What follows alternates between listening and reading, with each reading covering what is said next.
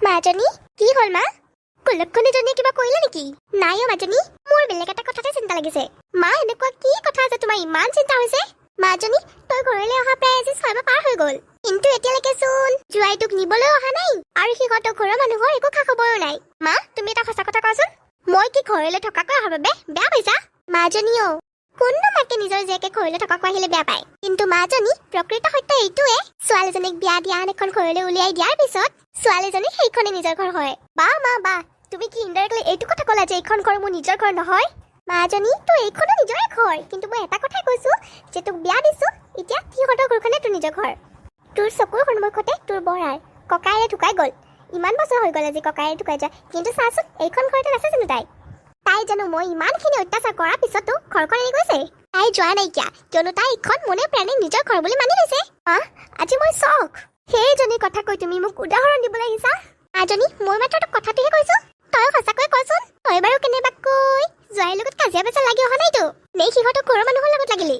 মা তুমি ইমান ঘূৰাই পকাই কথাটো কোৱাতকৈ ডাইৰেক্টলি কৈ দিয়া, মই এইখন ঘৰলৈ থকাকৈ অহাৰ বাবে তুমি বেয়া পাইছা।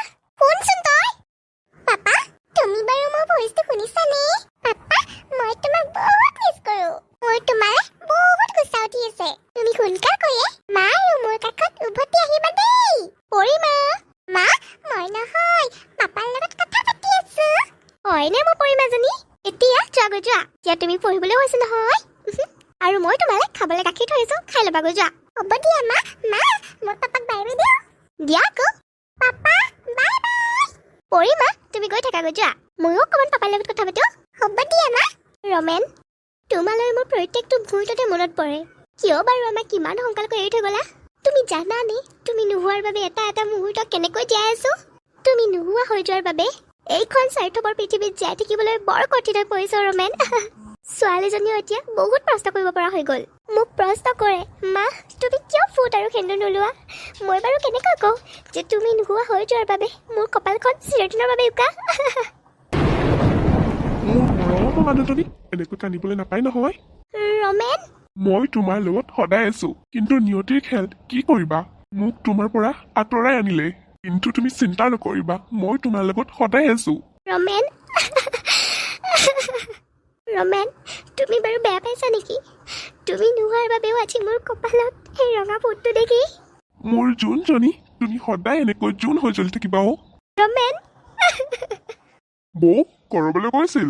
আকাশ আমাৰ পৰিমাক স্কুলত দিলো নহয়, তুমিচোন যোৱাই নাইকিয়া। ভণ্টি আজি ইমান দিন হ'ল ঘৰত থকা, এদিন যাবা আকৌ। বৌ মই বাৰু সেইখন ঘৰলৈ কেনেকৈ যাওঁ? কিয় আকাশ? ৰিমে মোৰ লগত বহুত ডাঙৰ বিশ্বাসঘাতকতা কৰিলে। বিশ্বাসঘাতকতা? বৌ মই যিটো অফিচত জব কৰো, সেইটো অফিচৰ এজন ল'ৰাৰ লগত তাই পৰকীয়া প্ৰেমত লিপ্ত। বৌ এতিয়া বাৰু আপুনিয়ে কওকচোন, আপোনালোকৰ ঘৰলৈ বাৰু মই কিখন মুখ লৈ যাওঁ? আকাশ আমাকতো এইবোৰ কথাটো একোৱে কোৱা নাই। আৰু এটা কথা, মই কুলক্ষণী কুজাত্ৰণী বুলি যিটি কথা মোৰ লগত শ্বেয়াৰ নকৰে বাৰু, আৰু মায়ে গম পালেতো তাইক খং কৰিলে হয়, মাকো চাগে কথাটো কোৱা নাই তই। বৌ আপুনিতো সকলোবোৰ কথা জানেই, আমাৰ প্ৰেম বিবাহ। আমি 9 বছৰ প্ৰেমৰ সম্পৰ্ক অন্ত পেলাই বিবাহ পাশত আবদ্ধ হৈছিলো, কিন্তু এতিয়া মোৰে কবলৈকে লাজ লাগে যে আমাৰ 9 বছৰীয়া প্ৰেম কাহিনী আছিল। আকাশ তুমি ইমান ভাঙি নপৰিবাচোন, চাবা এদিন সময়ৰ লগে লগে সকলোবোৰ ঠিক হৈ গৈছে। সেইটো দিনলৈ মই অতি হেঁপাহেৰে ৰৈ আছো। বৌ আপোনাৰ ওচৰত মই সাহায্য কৰিছো, পাৰে যদি তাইক অকণমান বুজাবলৈ চেষ্টা কৰিবচোন। আকাশ তুমি কৈছা এতিয়া মই বুজাবলৈ নিশ্চয় চেষ্টা কৰিম। তোমাকনো মই আকৌ কি সুকীয়াকৈ ক'ম?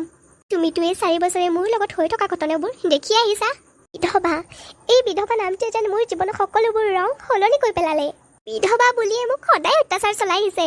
বৌ অলপ আগতে আপুনিয়ে ক'লে যে সময়ৰ লগে লগে সকলোবোৰ ঠিক হৈ যাব, চাব এদিন আপোনাৰ জীৱনত সুখৰ ৰং নামি আহিব।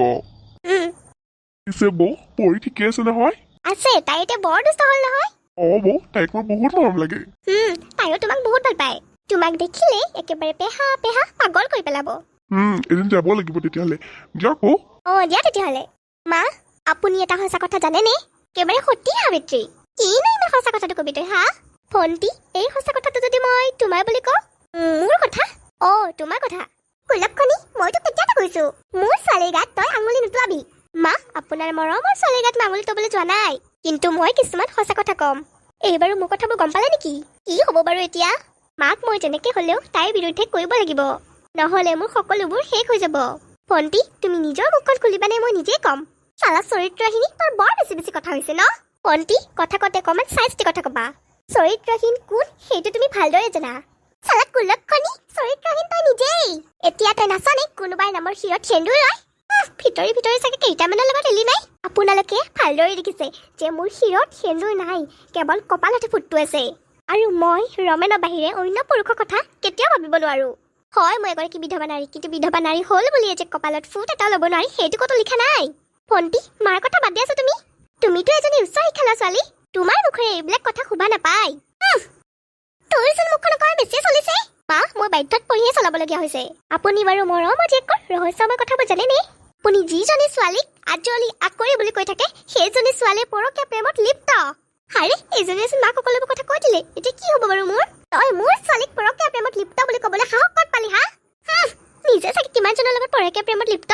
আৰু মোক ক'বলৈ আহে মাক সাহস পাবলৈ দৰকাৰ নালাগে যিটো কথা সত্য সেইটো কথা ক'বলৈ আকৌ কিহৰ সাহস লাগে আৰু ভণ্টি তুমিও এনেকৈ কিমান দিন মিছা মাতি থাকিম বুলি ভাবিছা তোমাৰ হাতত সময় থাকোঁতে নিজৰ সংসাৰখন ঠিক কৰি লোৱা আৰু মা আপোনাকো কৈছো নিজৰ ছোৱালীজনীক ইমানো মূৰৰ ওপৰত উঠাই ল'বচোন কেতিয়াবা নিজৰ চকুকেইটা মেলি চাবচোন কুলক্ষণী কথাবোৰ যে ইমান অকাপকা কৰি আছ কিয় ডাইৰেক্টলি কৈ নিদিয় কিয় যে তই মই এইখন ঘৰত থকা বাবে বেয়া পাইছ ভণ্টি তোমাক বাৰু মই এইখন ঘৰত থকা হয় কিয় বেয়া পাম তোমাৰ এইখন জন্ম হোৱা ঘৰ তোমাৰ যেতিয়াই মন তেতিয়াই আহিব পাৰিবা তাত মোৰ বেয়া পাবলগীয়া কি আছে কিন্তু পৰকীয়া প্ৰেমত লিপ্ত হৈ নিজৰ জীৱনটো কিয় শেষ কৰিবলৈ লৈছা কুলক্ষণী মোৰ ছোৱালীজনীৰ কথা তোৰ মুখত এবাৰো উচ্চাৰণ নকৰিবি আৰু হ'ব মা নকৰোঁ বাৰু কিন্তু নিজৰ ছোৱালীজনীৰ ভুল ক'ত আপুনিও চাবচোন ভালদৰে এবাৰ মাজনী শুনচোন আকাশ কি ভাবিছা তুমি তোমালোকৰ সংসাৰখন এনেকৈ ভাঙি যাবলৈ দিবা মা মোৰো ইচ্ছা নাই ভাঙিবলৈ আমাৰ ইমান দিনৰ প্ৰেম কাহিনীত দাগ লগাবলৈ মোৰ অলপো ইচ্ছা নাই কিন্তু মা মই কি কৰিম কোৱা মই নিজে চুনো পাৰিম আকাশ তুমি কি ভালদৰে বুজালে তাই বুজিয়ে পায়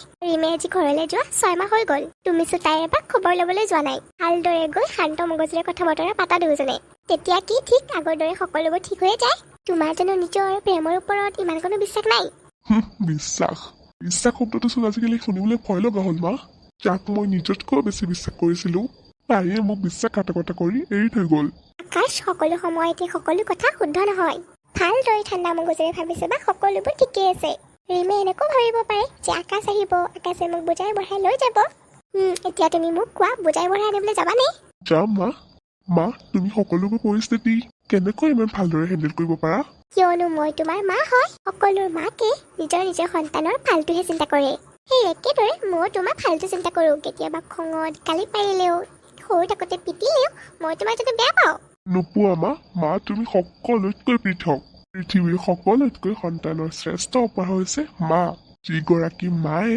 গৰ্ভত স্থাপন কৰাৰ পৰা খোজ কঢ়োৱা শিকোৱালৈকে যেনেদৰে আঙুলিটো ধৰি ধৰি শিকোৱাই সেই একে আঙুলি ধৰিয়ে জীৱনৰ কঠিন সময়বোৰ পাৰ কৰিবলৈ শিকায় মাবোৰ তেনেকুৱাই মাক কেতিয়াও অৱহেলাৰ পাত্ৰ হ'বলৈ দিব নালাগে